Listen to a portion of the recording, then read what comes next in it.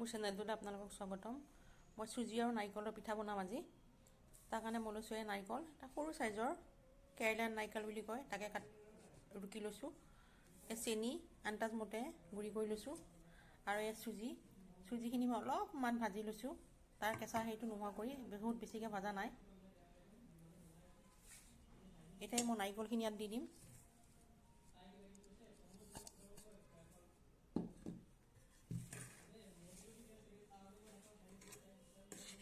চেনিখিনিও দিম আন্দাজমতে।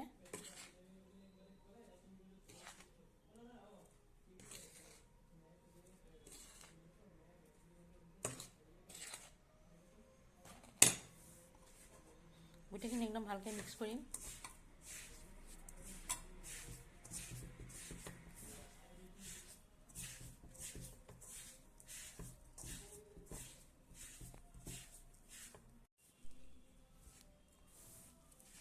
এতিয়া ইয়াত অকণমান গাখীৰ দিম।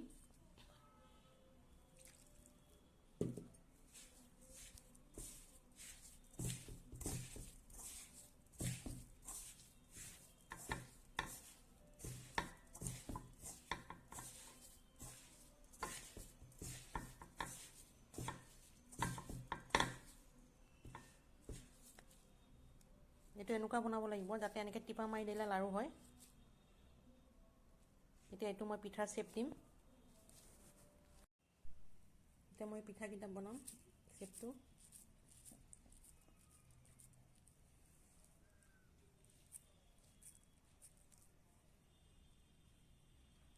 এইটো চাৰিওফালে একদম ভালকৈ দিব লাগে যাতে অলপমানো ফটা ফুটা নাথাকে।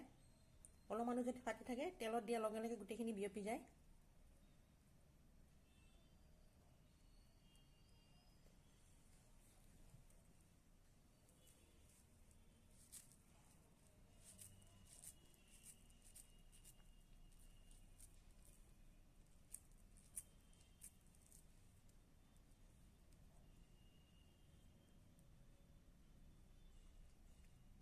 এনেকৈ মই গোটেইকেইটা পিঠা বনাই ল'ম। মই এইকেইটা গোটেইকেইটা এনেকৈ বনাই ল'লোঁ পিঠাৰ আকাৰত। এতিয়া মই এইকেইটা ভাজিম।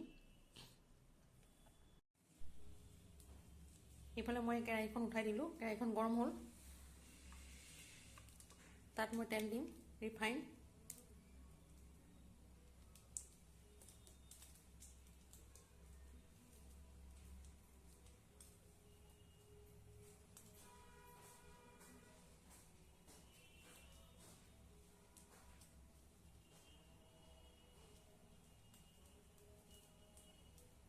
তেলখিনি ভালকৈ গৰম হ'বলৈ দিম।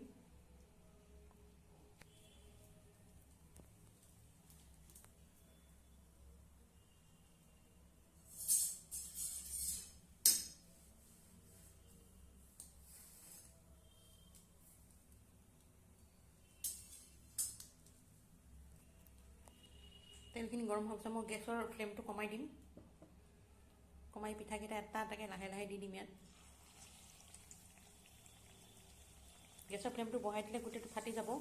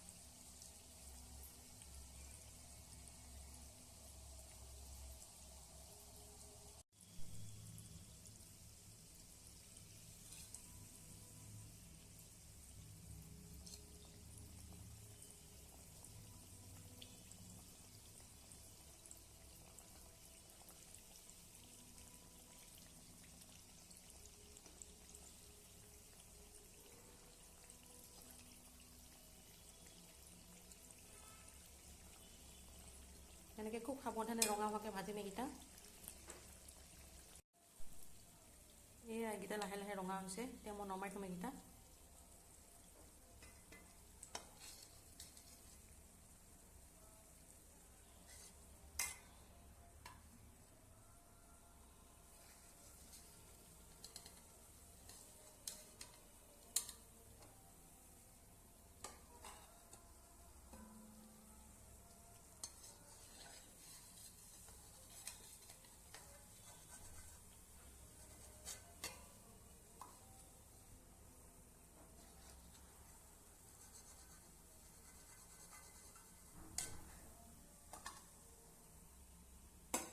তেনেকৈ মই বাকীকেইটাও বনাই ল'ম।